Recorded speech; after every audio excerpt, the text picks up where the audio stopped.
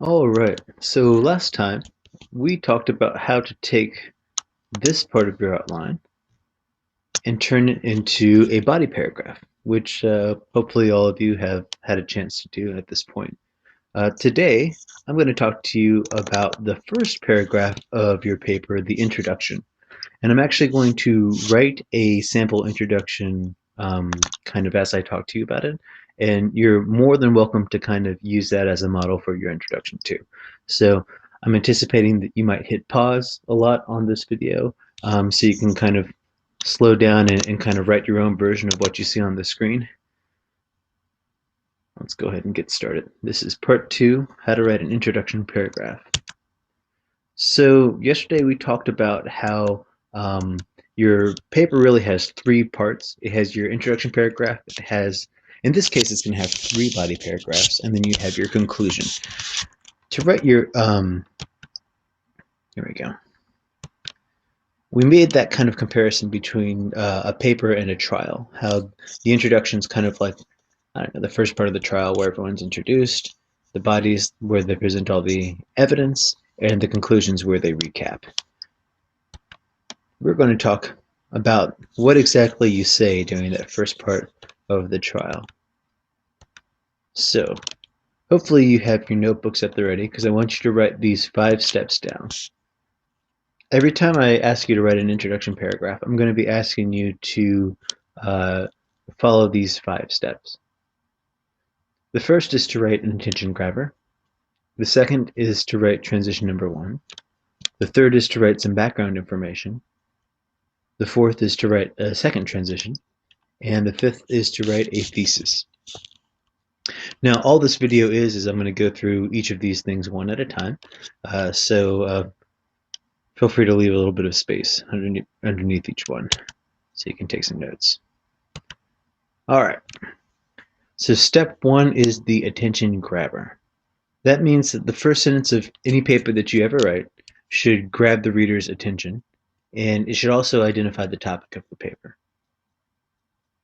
Now, there are 3 different types of sentences that you can use as an attention grabber. The most basic one that you could do is just a definition. Some people use dictionary definitions for this part, and I'd like to ask that you not do that. I think that that's a little bit unoriginal, and I think that you guys are all perfectly capable of kind of defining things in your own way. So the trick to catching my attention but also identifying the topic of the paper is to pick a single word that sums up the paper's topic. In this case, our topic is really all about heroes, right? And so I would want you to take the idea of a hero and what it means to be a hero and define it in your own words. A second similar, but I think slightly more interesting thing than just a straight definition is a statement of theme. Like something, a deep insight, a lesson about heroes or how to become one or what makes someone a hero. So if you can think of a theme that relates to the book that we're talking about and that relates to the topic, you could use a theme or life lesson as your opening sentence, and that could be kind of an interesting way. And the last kind of attention grabber that I'm going to give you is a quote by a famous person or a really smart person or somebody who can speak really eloquently. Some teachers hate starting a paper with a quote. I actually love papers that start with quotes, especially if the quotes are really, really good, well-chosen quotes. So you just need one of these types of sentences to start out your essay. I'm going to give you an example of each kind. So as far as, what do I think a hero is? This is one possible way that I could start my essay. A hero is someone who is willing to sacrifice herself for the good of others. That's what I think a hero is, and so I could just start my paper off that way. If I wanted to do a statement of theme, I might say, well, everyone knows soldiers, doctors, and firemen are heroes, but sometimes we might discover that amazing heroes are hiding in the place we would least expect. So, I mean, that's kind of an interesting thought to start an essay off with as well. To find a quote about heroes, you have all sorts of options. What I typically do is I'll just go over to Google here, and I'll type in hero quotes. Feel free to do that along with me now. A couple of different really good websites come up. Brainy Quote is a good website for finding a bunch of quotes. I happen to think that Goodreads right here has more interesting quotes than Brainy Quote.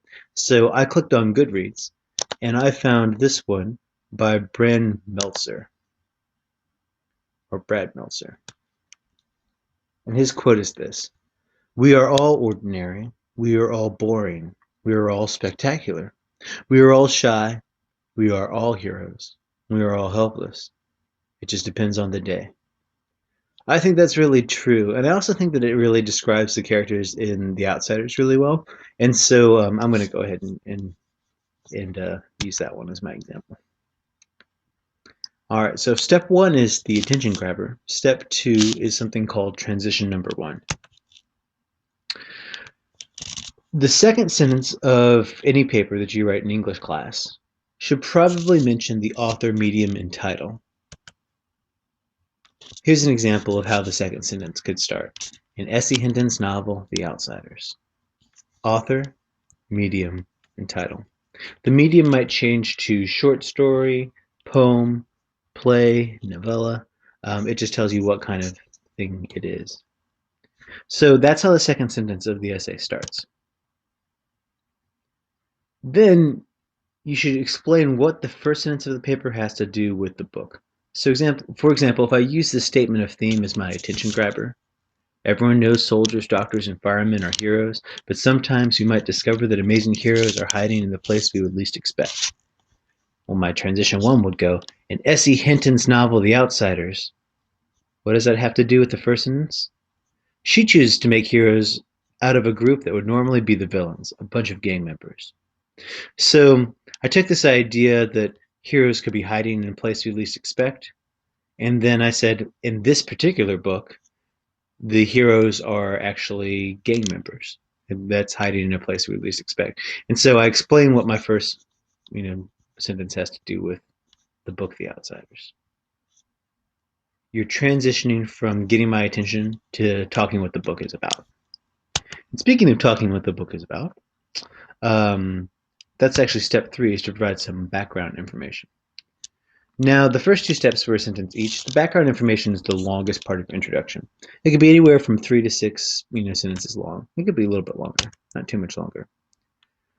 With the background information, what you're going to do is you're going to write a brief summary of the book. Just kind of give me an idea of what happens at the book's beginning, middle, and end. Because in this paper I'm asking you to talk about 3 characters, give us a sentence introduction to each character.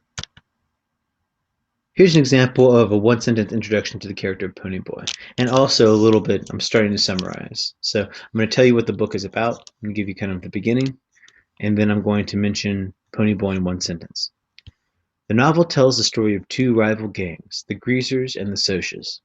Ponyboy, the book's protagonist and one of the youngest Greasers, is forced to go on the run when he becomes involved in the murder of a Soc that attacked him. After doing this, you would give a one-sentence introduction of whoever your second character is, and then you would give a one-sentence introduction of whoever your third character is. And if you can, try to give us a sense of the book's beginning, middle, and end at the same time.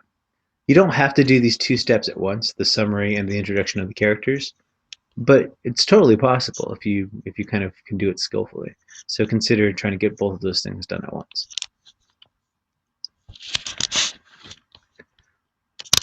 Let's take a look at all of that together so far. So right here, I have 3 potential attention grabbers. You only have to use one attention grabber, not 3.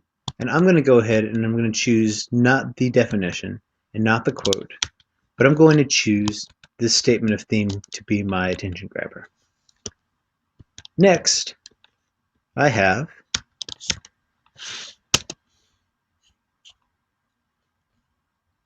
my transition sentence.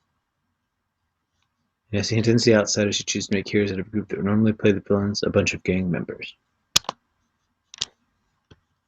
Finally, I'm going to add my background information. Here it is, a brief summary of the book and an introduction to 3 characters. My character being character C